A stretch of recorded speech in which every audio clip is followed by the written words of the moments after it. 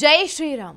ನೀವು ನೋಡ್ತಾ ಇದ್ದೀರಾ ಟಿವಿ ವಿಕ್ರಮ. ನಾನು ಸೌಮ್ಯ ಸನಾತನಿ. ನಮ್ಮ ಟಿವಿ ವಿಕ್ರಮದ ಎಲ್ಲಾ ಕಾರ್ಯಕ್ರಮಗಳ ನೋಟಿಫಿಕೇಶನ್ ನಿಮಗೆ ಸಿಗಬೇಕಂತ ಹೇಳಿದ್ರೆ ನಮ್ಮ ಟಿವಿ ವಿಕ್ರಮ ಚಾನೆಲ್ ಅನ್ನು ಸಬ್ಸ್ಕ್ರೈಬ್ ಮಾಡಿ, ಹಾಗೆ ಬೆಲ್ ಬಟನ್ ಕ್ಲಿಕ್ ಮಾಡೋದನ್ನ ಖಂಡಿತ ಮರಿಬೇಡಿ. ಅಯೋಧ್ಯೆಯಲ್ಲಿ ಒಂದು ದುರಂತ ಘಟನೆ ನಡೆಯಿತು. 22 ವರ್ಷದ ದಲಿತ ಹೆಣ್ಣು ಮಗಳ ಮೇಲೆ ಎರಗಿ ಆಕೆಯ ಬಲಿ ಪಡ್ಕೊಳ್ತಾರೆ.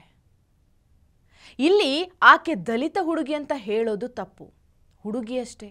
ಆದರೆ ಜಾತಿಯ ಜೊತೆಯೇ ಹೇಳಬೇಕಾಗಿದೆ. ಯಾಕೆ ಅಂತ ನಿಮಗೆ ಮುಂದೆ ಗೊತ್ತಾಗುತ್ತೆ.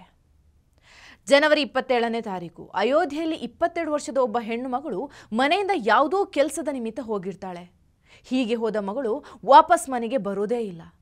ಗಾಬರಿಯಾದ ಮನೆಯವರು ಎಲ್ಲ ಕಡೆ ಹುಡುಕಾಡ್ತಾರೆ. ಎಲ್ಲೂ ಕೂಡ ಮಗಳ ಸುಳಿವಿಲ್ಲ. ಕೊನೆಗೆ ಪೊಲೀಸ್ ಠಾಣೆಗೆ ಬಂದು ದೂರನ್ನು ದಾಖಲಿಸ್ತಾರೆ. ಇದಾಗಿ 4 ದಿನಗಳ ನಂತರ ಅಯೋಧ್ಯೆಯ ಕಾಲುವೆಯಲ್ಲಿ ಆ ಹೆಣ್ಣು ಮಗಳ ಹೆಣ ಸಿಗುತ್ತೆ. ಆಕೆಯ ಮೇಲೆ ಲೈಂಗಿಕ ದೌರ್ಜನ್ಯ ನಡೆದಿತ್ತು. ಆಕೆಗೆ ಚಿತ್ರಹಿಂಸೆಯನ್ನು ಕೊಡಲಾಗಿತ್ತು. ಎಂಥ ಕ್ರೂರಿಗಳಂದರೆ ಅವಳ ಕಣ್ಣುಗಳನ್ನು ಕಿತ್ತು ಹಾಕಿದ್ರು. ಆಕೆಯ ಮೂಳೆಗಳನ್ನು ಮುರಿಯಲಾಗಿತ್ತು. ಅಯೋಧ್ಯೆಯಲ್ಲಿದು ಸಿಕ್ಕಾಪಟ್ಟೆ ಸುದ್ದಿ ಆಗತ್ತೆ. ಅರ್ಧ ಗಂಟೆಯಲ್ಲೇ ಸಮಾಜವಾದಿ ಪಾರ್ಟಿಯ ಸಂಸದ ಅವಧೇಶ್ ಪ್ರಸಾದ್ ಬಿಕ್ಕಿ ಬಿಕ್ಕಿ ಅಳ್ತಾ ಒಂದು ಪ್ರೆಸ್ ಮೀಟ್ ಮಾಡ್ತಾನೆ.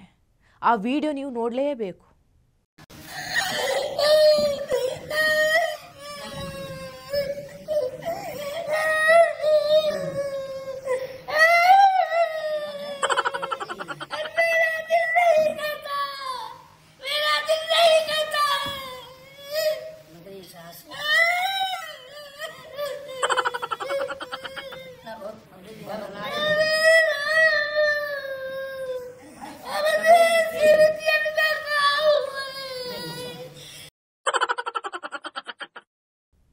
ಈತನನ್ನು ನೋಡಿದರೆ ಅತ್ಯಾಚಾರ ಮಾಡಿ ಎಸೆದವನ ಜೊತೆ ಈತನಿಗೂ 4 ಬಾರ್ ಸಿದಿದ್ರೆ ಚೆನ್ನಾಗಿರ್ತಿತ್ತು ಅನ್ಸುತ್ತೆ.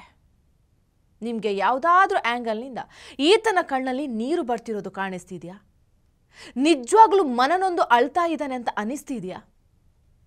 ರಾಮ ಸೀತೆ ಎಲ್ಲಿದ್ದೀರಾ? ನಾನು ಹೋಗಿ ಮೋದಿಯವರ ಹತ್ರ ಮಾತಾಡ್ತೀನಿ, ನ್ಯಾಯ ಸಿಗದೇ ಇದ್ರೆ ರಾಜೀನಾಮೆ ಕೊಡ್ತೀನಿ. ಈತನಿಗೆ ಎಳ್ಳಷ್ಟು ಕೂಡ ಆ ಹೆಣ್ಣು ಮಗಳ ಮೇಲೆ ಕನಿಕರ ಇಲ್ಲ. ಈತ ಆಕೆಯ ಹೆಣ ಇಟ್ಕೊಂಡು ವೋಟ್ ಪಡೆಯೋ ನಾಟಕ ಆಡ್ತಿದ್ದಾನೆ ಅಷ್ಟೇ. ಅವಧೇಶ್ ಪ್ರಸಾದ್ ಫೈಜಾಬಾದ್ನ ಸಂಸದ.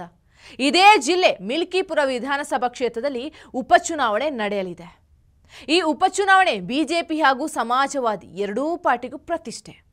ಯಾಕಂದರೆ ಬಿಜೆಪಿ ಕಳೆದ ಲೋಕಸಭಾ ಚುನಾವಣೆಯಲ್ಲಿ ರಾಮ ಮಂದಿರದ ನಿರ್ಮಾಣವಾದರೂ ಕೂಡ ಅಯೋಧ್ಯೆಯನ್ನು ಕಳ್ಕೊಂಡಿದ್ರು. ಸೊ ಮಿಲ್ಕಿಪುರ ಕ್ಷೇತ್ರವನ್ನು ಗೆಲ್ಲೇಬೇಕು ಅಂತ ಹಠಕ್ಕೆ ಬಿದ್ದಿದ್ದಾರೆ. ಮಿಲ್ಕಿಪುರದಲ್ಲಿ ಬ್ರಾಹ್ಮಣ ಮತ್ತು ದಲಿತ ಸಮುದಾಯದ ವೋಟುಗಳು ನಿರ್ಣಾಯಕ. ಹೀಗಾಗಿ ದಲಿತರ ಮತಗಳನ್ನು ಪಡೆಯೋದಕ್ಕೆ ಈ ಮನುಷ್ಯ ಆ ಹೆಣ್ಣು ಮಗಳ ಸಾವಿನಲ್ಲಿ ರಾಜಕೀಯ ಮಾಡೋದಕ್ಕೆ ಶುರು ಮಾಡಿದ್ದಾನೆ. ಇದು ಫೆಬ್ರವರಿ 2ನೇ ತಾರೀಕಿನ ಸೀನ್. 3ನೇ ತಾರೀಕು ಅವಧೇಶ್ ಪ್ರಸಾದ್ ಎದ್ನೋ ಬಿದ್ನೋ ಅಂತ ಓಡೋಗಿದ್ದ. ಯಾಕಂದ್ರೆ 3 ಜನ ಆರೋಪಿಗಳು ಪೊಲೀಸರ ಕೈಗೆ ತಗಲಾಕೊಂಡ್ರು. ಅವಧೇಶ್ ಒಬ್ಬ ನಟ ಭಯಂಕರ. ಇದೇ ಕೆಲವು ಸಮಯದ ಹಿಂದೆ ಇಂಥದ್ದೇ ಒಂದು ಅತ್ಯಾಚಾರ ಪ್ರಕರಣ ಅಯೋಧ್ಯೆಯಲ್ಲಿ ನಡೆದಿತ್ತು. ಆ ಕೇಸ್ನಲ್ಲಿ ಅವಧೇಶ್ ಫ್ರೆಂಡ್ ಮೊಯ್ದೀನ್ ಖಾನ್ ಆರೋಪಿಯಾಗಿದ್ದ. ಅವತ್ತು ಅವನನ್ನು ರಕ್ಷಿಸೋಕೆ ನಿಂತಿದ್ದ.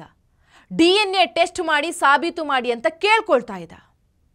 ಈಗ ಇದ್ದಕ್ಕಿದ್ದಂತೆ ದಲಿತ ಹುಡುಗಿಯ ಮೇಲೆ ಕನಿಕರ ಹುಟ್ಕೊಂಡಿದೆ. ಉತ್ತರ ಪ್ರದೇಶದ ರಾಜಕೀಯ ಹೇಗಿರುತ್ತೆ ನೋಡಿ. ಜನರನ್ನ, ಅಮಾಯಕರನ್ನ ಹೀಗೆ ಮರಳು ಮಾಡಿಕೊಂಡೇ ಇಷ್ಟು ವರ್ಷ ಕಾಲ ಕಳೆದಿದ್ರು. ಆದರೆ ಈಗ ಯೋಗಿ ಬಂದಿದ್ದಾರೆ. ಇದ್ಯಾವ ನಾಟಕವೂ ನಡೆಯೋದಿಲ್ಲ. ಟಿವಿ ವಿಕ್ರಮ, ದೇಶ ನಿಮ್ಮ ಕೈಯಲ್ಲಿ. ಈ ಕಾರ್ಯಕ್ರಮ ನಿಮಗೆ ಇಷ್ಟ ಆಗಿದ್ದಲ್ಲಿ ಲೈಕ್, ಶೇರ್ ಹಾಗೂ ಕಮೆಂಟ್ ಮಾಡಿ. ಟಿವಿ ವಿಕ್ರಮದ ಕಾರ್ಯಕ್ರಮಗಳನ್ನು ನಿರಂತರವಾಗಿ ವೀಕ್ಷಿಸಲು ಸಬ್ಸ್ಕ್ರೈಬ್ ಮಾಡಿ, ಬೆಲ್ ಐಕನ್ ಒತ್ತಿ.